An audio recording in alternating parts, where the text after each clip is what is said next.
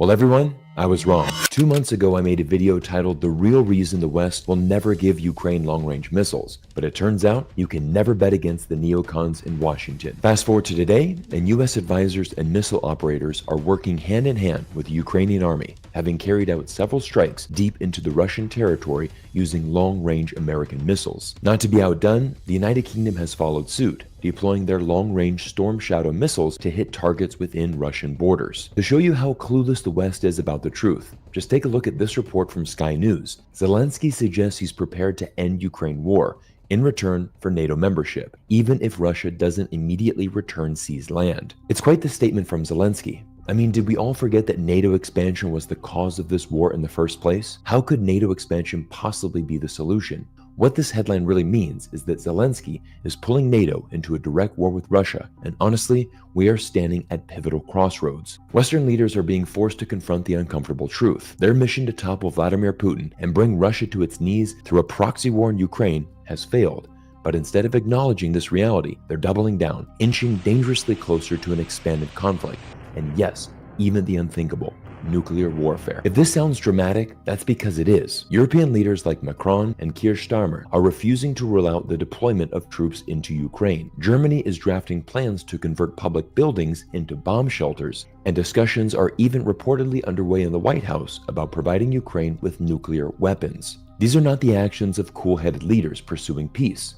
They're the reckless maneuvers of governments gambling with the future of humanity. But here's the saddest part of it all. These escalations are wildly unpopular with the people and the very countries pursuing them. Citizens, it seems, have no democratic say in this march up the escalation ladder. I mean, even the citizens in Ukraine have had enough. The Times published this groundbreaking story last week, showcasing how Zelensky's popularity has sunk after nearly 3 years of war. The cold hard truth is that only 16% of Ukrainians would vote for Zelensky today. That's, of course, if they were allowed to hold democratic elections. Meanwhile, in the United States, these drastic decisions are being made by a lame duck president, a man rejected by his own political party and whose cognitive abilities are questionable at best. Today, we're taking a closer look at this powder keg: how we got here, where we're headed, and most importantly, how we can avoid World War III. With the recent escalations in the war in Ukraine, the mask has finally come off. Politicians in Washington and Europe have begun saying the quiet part out loud, openly admitting their real motivations. Take it from former Prime Minister of the United Kingdom, Boris Johnson. Let's face it, we're waging a proxy war, but we're not giving our proxies. For years and years now, we've been allowing them to fight with one hand tied behind their backs, and it has been cruel. Just a month ago, calling this war a proxy war to destroy Russia would have been dismissed as Russian propaganda. Now, the same people who would have discredited that critique are publicly acknowledging it. They are admitting, in no uncertain terms, that this is exactly what's happening. This shift is crucial for one fundamental reason. If the West is openly using Ukraine as a proxy, then it follows that the war could have been prevented, or at the very least, shut down early on. And we already know this to be true. Boris Johnson and the United Kingdom personally intervened to ensure the war would continue, blocking early peace efforts and paving the way for hundreds of thousands of Ukrainian casualties. The evidence is right here. American Senator Lindsey Graham takes this even further. His rhetoric goes beyond the usual justifications about defending democracy through a proxy war. Instead, Graham is remarkably blunt. It's all about money, resources, and America's access to them. This war is about money. People don't talk much about it.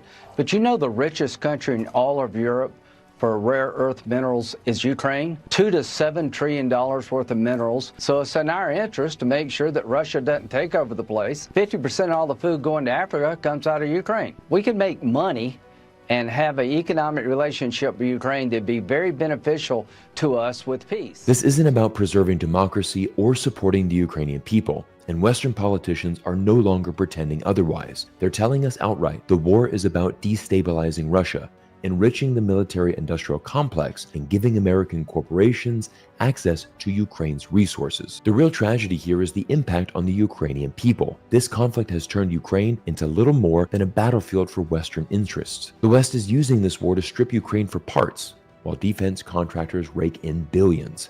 And the cost? the Ukrainian people are being sent to the slaughter. The White House is now pressuring Ukraine to draft 18-year-olds into the fight with Russia. Ukraine has already lost hundreds of thousands of men. If Zelensky succumbs to the US demands and drafts 18 to 25-year-olds, the country's fate will be sealed. There will be no future left for Ukraine. The harsh truth is this: Western politicians do not care about Ukrainian lives. This isn't just speculation, it's their own words. Just listen to Senator Mitt Romney. Being able to take an amount which equals, about 5% of our military budget each year to help Ukrainians, about the best national defense spending I think we've ever done. We're losing no lives, and the Ukrainians are fighting heroically against Russia. We're diminishing and devastating the Russian military for a very small amount of money relative to what we spend in the rest of defense. His comments reveal a stunning disregard for the people of Ukraine. Imagine how a Ukrainian would feel watching that video, hearing how little their lives matter to American leaders. It's a stark reminder of how easily America sacrifices its allies to serve its own interests. When looking at these facts, it's hard not to think about Henry Kissinger's famous quote: "It may be dangerous to be America's enemy,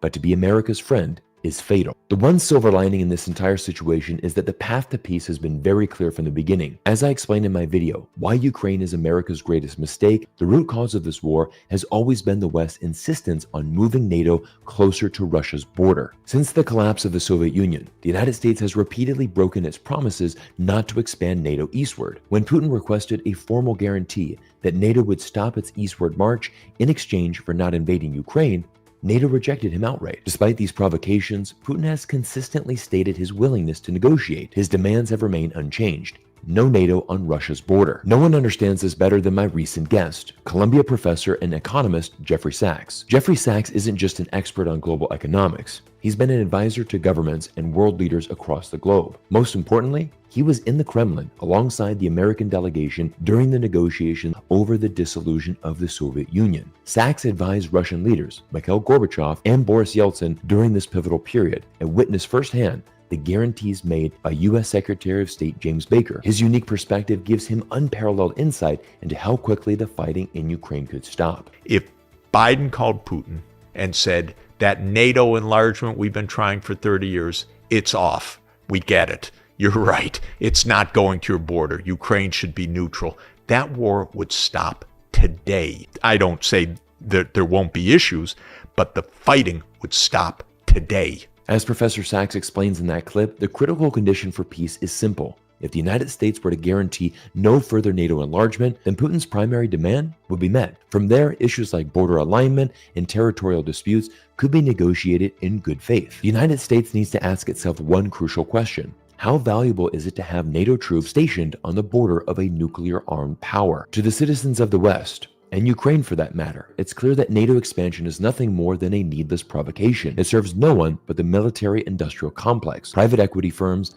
and the corporations profiting from the war. President-elect Donald Trump has made bold promises to end the war within 24 hours of taking office. And while his intentions may be genuine, Trump's cabinet includes many individuals who are direct beneficiaries of this conflict. Even the high-ranking officials who claim to want peace in Ukraine often do so with ulterior motives. A majority want to shift their focus to China and potentially ignite a similar crisis in Taiwan or the South China Sea. Whether Trump will deliver on his promise to end this costly war remains to be seen. But until he takes office on January 20th, the world waits as America is under the rule of a lame duck president, and the situation in Ukraine has escalated to a point where the stakes could not be higher. While Western leaders claim to be helping Ukraine and standing with democracy and freedom, their actions reveal an agenda driven by power, profit, and geopolitical dominance with little regard for the human cost. Yet despite the grim reality, the path to peace remains clear. The solution is not a mystery. It has been outlined repeatedly by experts and even former negotiators. A simple commitment to halt NATO expansion and negotiate in good faith could stop the bloodshed. This requires leaders willing to prioritize diplomacy over destruction and humanity over hubris. The question now is whether those in power will listen to the voices of their own citizens who overwhelmingly oppose this escalation, or continue down a path of reckless ambition. I remain hopeful that Donald Trump will be able to negotiate a settlement. But once again, we study geopolitics because it affects everything in our world. And now I want to shift to the investing portion of this video and let you know about a recent company we profiled that has had one of the most impressive growth stories of any publicly traded company in 2024. Back in August, I released this video breaking down how the US government uses economic sanctions. The sponsor of that video was Unusual Machines Inc., which trades under the symbol UMAC on the New York Stock Exchange. At the time that video was published, shares of UMAC were trading around $1.70, but over the past few months, the stock has risen nearly 300% until this Wednesday, when major news was announced sending UMAC shares to a 52-week high of $11.67, representing an almost 10x increase. The stock continues to soar and closed at an incredible price of $18.70 a share on Friday. I actually had a few fans reach out to me and thank me for recommending that stock to them, but that's on you guys. Good job of doing your own research and making your own investments. But once again, I want to highlight what's going on with UMAC and break down this news story that is giving the company major momentum. Last week, it was announced that Donald Trump Jr. has joined the company's advisory board, and here is exactly what Unusual Machines CEO Alan Evans had to say. Don Jr. joining our board of advisors provides us unique expertise we need as we bring drone component manufacturing back to America. He brings a wealth of experience, and I look forward to his advice and his role within the company as we continue to build our business. As we approach the start of Trump's second term in office, the entire world will be watching how the president will navigate this complicated US-China relationship. The drone industry is actually a fascinating case study to examine because it's one of the biggest industries heavily affected by the US-China trade war. Last month, American drone manufacturer Skydio was hit with economic sanctions from Beijing as the California-based company sold defense drones to Taiwan. The sanctions immediately impact Skydio's production as the company is 100% reliant on China for batteries. These new sanctions from Beijing will severely impact Skydio's ability to produce drones. And honestly, this is what we're going to see a lot more of in 2025. Production lines for both Chinese and American companies will be changing. And once again, this creates unique opportunities in the market. When I first profiled Unusual Machines back in August, I was amazed to discover they were able to assemble their drone components inside the United States at a similar price point to Chinese factories. It goes without saying that every company is patriotic and would like to produce domestically, but pricing is a huge competitive advantage for China in so many industries. If companies can find a way to produce domestically in the US at a similar price point to China, much like Unusual Machines has, that is a huge competitive advantage. There's going to be more companies wanting to follow a similar path. And here is what Donald Trump Jr. had to say. The need for drones is obvious. It is also obvious that we must stop buying Chinese drones and Chinese drone parts. I love what Unusual Machines is doing to bring drone manufacturing jobs back to the USA, and I'm excited to take on a bigger role in the movement. The news of Donald Trump Jr. joining the advisory board is significant, but Unusual Machines wouldn't be achieving the success it has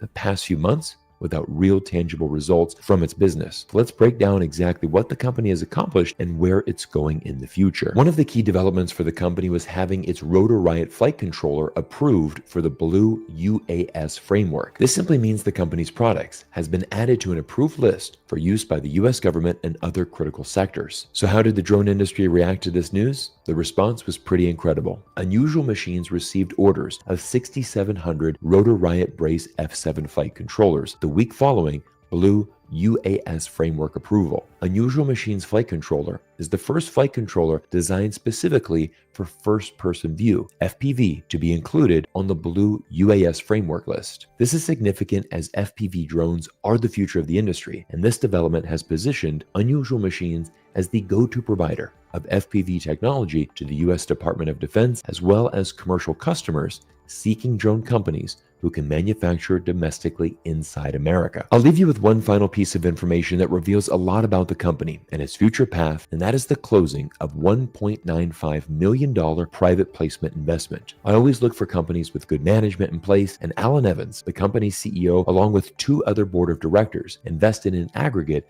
of $250,000 in the private placement. I love it when upper management has skin in the game, and it's a reason why Unusual Machines continues to perform well and is most definitely a company that should be on your radar with the upcoming Trump presidency and the continuation of the US-China trade war in the future. Everyone, as always, please do your own research before investing in any companies. And to help you with your research, I've included the company deck, investor presentation, stock symbol, all down in the video description for your convenience. As always, I want to thank you for your support and look forward to seeing you all in our next video soon.